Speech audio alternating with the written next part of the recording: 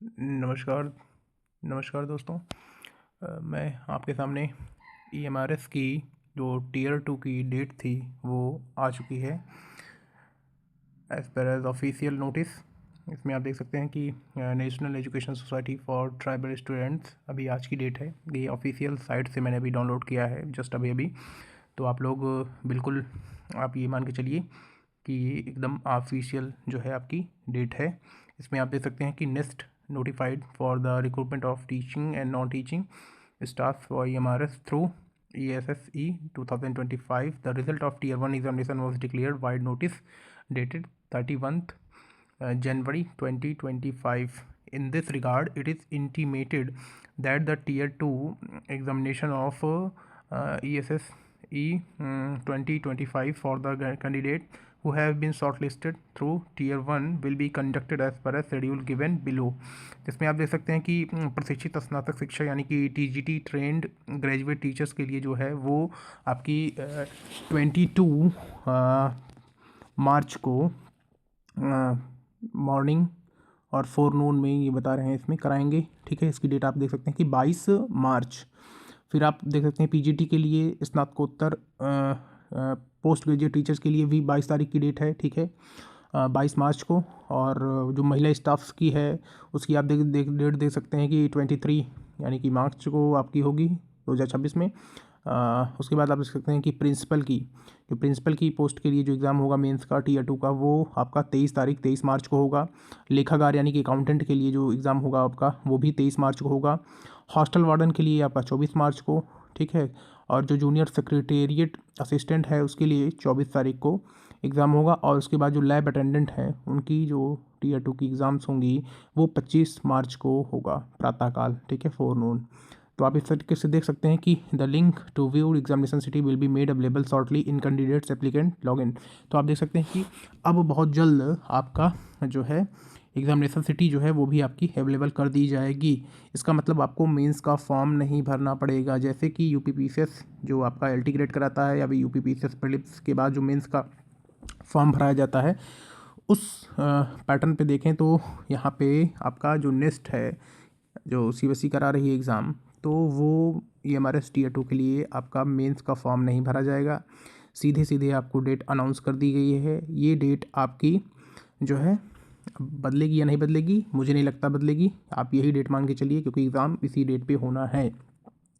तो आपका 22 मार्च आप लोग याद रखिए, 22 मार्च से आपके Tier 2 के EMRS Eklavya model residential schools के लिए जो भी आपके एग्ज़ाम आपने दिया था, चाहे वो आप TGT की पोस्ट के लिए हों, चाहे PGT की पोस्ट के लिए हों, चाहे फिर फीमेल्स स्टाफ नर्स के लिए हों, चाहे वो प्रिंसिपल की पोस्ट हो, अकाउंटेंट की हो, हॉस्टल वार्डन की हो, जूनियर सेक्रेटेरिएट आपका असिस्टेंट हो या फिर लैब अटेंडेंट हो, इन सारी एग्ज़ाम्स की डेट आपकी यहाँ पे फाइनली आ चुकी है। आपके लिए बहुत बड़ी खुशखबरी है क्योंकि बहुत सारे स्टूडेंट्स इस चीज़ का वेट कर रहे थे कि कब आएगी EMRS की डेट, कब आएगी। ठीक है, बहुत स्पेकुलेशन चल रही थी मार्केट में और तरह तरह के फेक वीडियोस बन रहे थे। इसके पहले फेक नोटिस भी आया था। तो आप लोग देख सकते हैं कि किस तरीके से फाइनली अगर देखा जाए तो आपके सामने वो नोटिस आ चुकी है, ये ऑफिशियल है।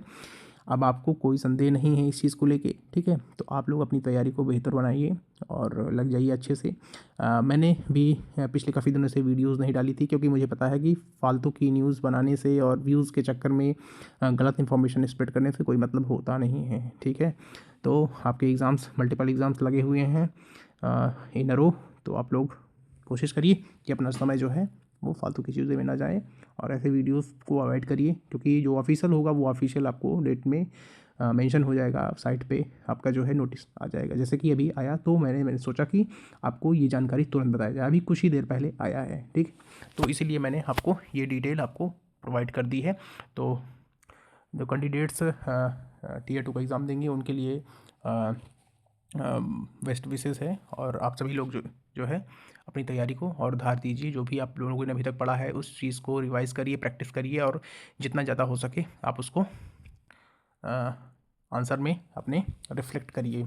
ठीक है, कॉपी ही आपको आपका परिचय होगी वहाँ पे। आप वहाँ पे फिज़िकली किसी भी तरीके से आप अवेलेबल नहीं रहेंगे।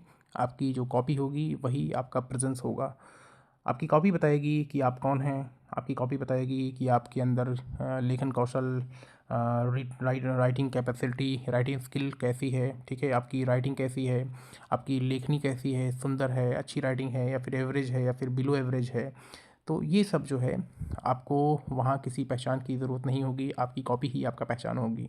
तो कोशिश करिए कि अच्छी आंसर राइटिंग हो और टू द टॉपिक हो, जो भी आपका क्वेश्चन में मेंशन हो उसको आप हाईलाइट करिए, उसके 2-3 की पॉइंट्स जो है आप उसको अंडरलाइन कीजिए, उसी पॉइंट्स पे आपको लिखना है। इंट्रोडक्शन, मेंस में उसमें क्या कहते हैं, मेन बॉडी में आपको पार्ट में थोड़ा सा डिस्क्राइब करना है, फिर उसके बाद कंक्लूजन। ऐसे ही कमो बेस आपके आंसर रहेंगे। ये एमआरएस के लिए मैंने बताया आपको 60 to 65 वर्ड से शुरू करके आप जो है 75, 80, 90 ऐसे according to the question, demand of the question किस तरीके से कितना आंसर खींच सकता है, ठीक है, ज़्यादा खींचना भी नहीं है क्योंकि 80-90 words enough, more than sufficient, ठीक है, 4 मार्क्स के लिए। तो आप लोग उसके लिए आप बिल्कुल भी निश्चिंत रहें, इस तरीके से आप अपने आप को मेंटेन करते रहिए और मैं आशा करता हूँ कि आप लोग बेहतर करेंगे, ठीक है।